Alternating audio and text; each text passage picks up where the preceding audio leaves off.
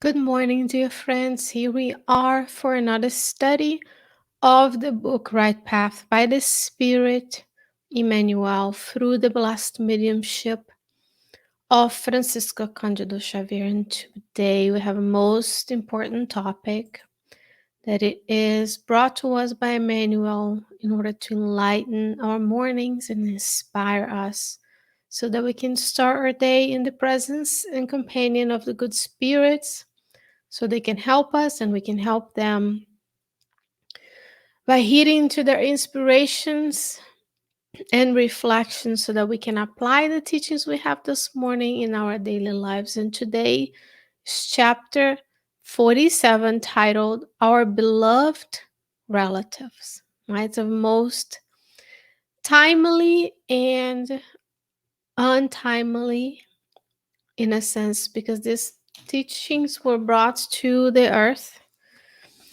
materialized in the form of a book in 1971 and still aged really well. So those are immortal messages that do not only serve those who read in 1971, but here is 2021 and we are together talking about our beloved relatives. Who does not want to know more about how to think about, how to live with, how to forgive and care for our relatives, right? So here is Emmanuel's words, quote, an important point in effective relationships, our attitude towards loved ones. Usually in our dedication, we are tempted to choose paths that we suppose they should tread.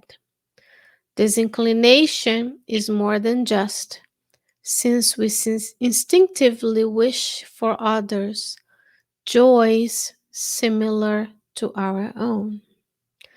It is urgent to consider, however, that God does not distribute copies. From head to toe, arm to arm, each creature is a world in and of itself, gravitating towards certain evolutionary goals in different orbits.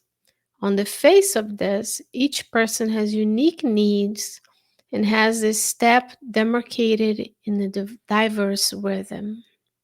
Unquote. So let's think about this situation. Hopefully we are going about our day wishing the most joyful time for our loved ones, our relatives, our friends of both spiritual and physical ties. And in another token, we're hoping that out of love, we're doing the things that we do, even if they end up being not correct or careless in a sense, but we expect and we hope that we are doing things out of love. Now we have to consider, he's saying, we are tempted in our dedication to them, which we should be dedicated to them, to choose paths that we suppose they should tread. So are we going around our daily lives dictating to our family members, our spouses, our children, our parents, the paths they should tread? We're thinking we know better than they know what they should be doing. It's a good time for reflection, right? He says here, God does not distribute copies. So you are unique. There's nobody else on the earth like you, or in the universe for that matter. Your loved ones are unique. He says here, from head to toe, arm to arm, each creature is a world by itself. Yes, they are. Go to the book Evolution into Worlds. You're going to see the beauty of the evolution of the physical body and the physical forms on the earth in both realms of life. Evolution in two worlds, the physical and spiritual form, and how we are blessedly helped by divine creatures and divine intelligence who help mold the physical body that we have now. And even if you think about what you're composed of, we go back to biology in high school maybe, or in college where you were learning about the atoms, the molecules, the cells, the different kingdoms of life. And then in the human kingdom, you have the molecules, the atoms, the cells, the tissues, the organs, and the systems. Even within this composition, within your composition, we have a world just by ourselves. And what is this world doing, just as most worlds in the universe do? He says, gravitating towards certain evolutionary goals in different orbits. So today we are here on the earth, gravitating towards evolutionary goals. So we gravitate towards places, locations, professions, service opportunities that will help us achieve those evolutionary goals. Again, that those evolutionary goals are not distributed equally. They are specifically personalized just to you. And in different orbits, in different places.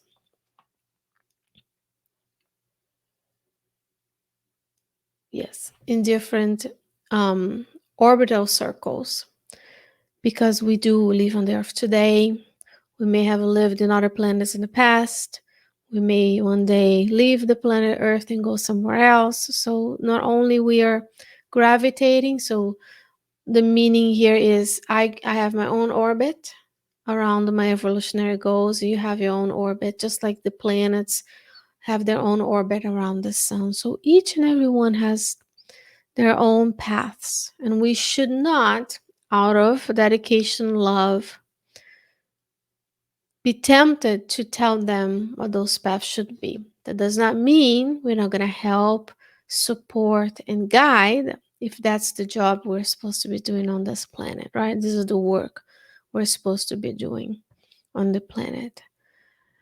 Yes, here, in the face of each person has unique needs and has the steps demarcated in a diverse rhythm. So I have my rhythm of learning and my rhythm of my life, my responsibilities. So do you.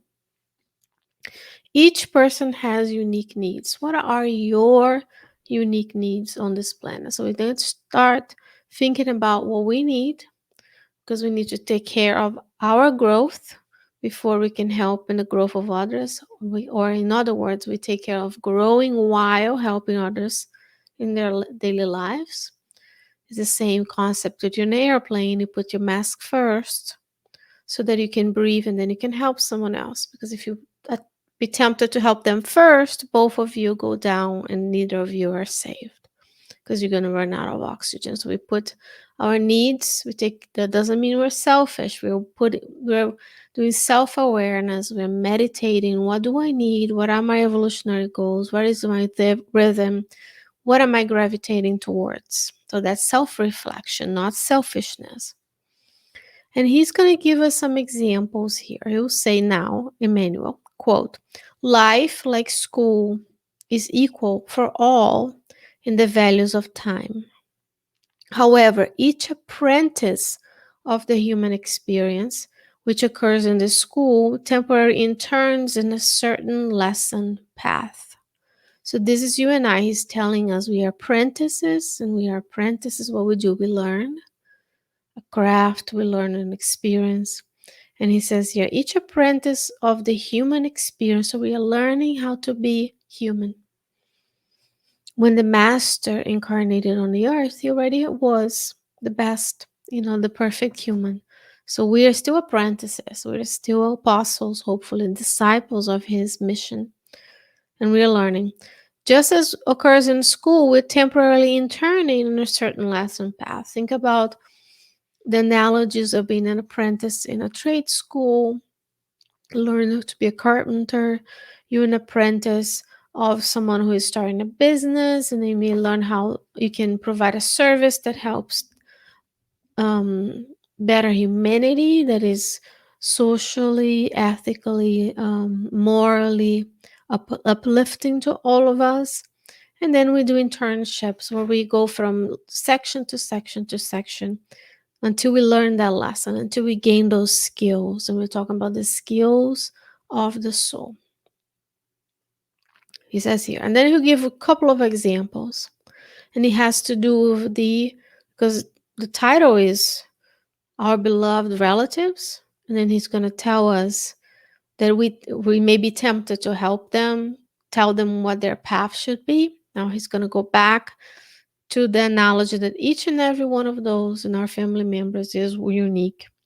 Now the example he's giving us here is being a part of a family. He will say that companion will have incarnated on the earth in order to marry and build a family. Another one will have been born in the physical plane for the regeneration of spiritual works with imperatives of service, very different from those of reproduction properly considered. So both ways of being that, if well used, can benefit, can generate this spiritual understanding, spiritual growth, those evolutionary goals that we have. And then he gives example of someone who may have been born on the world for the formation of children, others who serve general causes in the regimen of celibacy. So two examples of how even within different family compositions, we can serve as well. So your mission, what is your mission on this planet? What are you called to do by God? What are the circumstances, situations, locations, and things you gravitate to?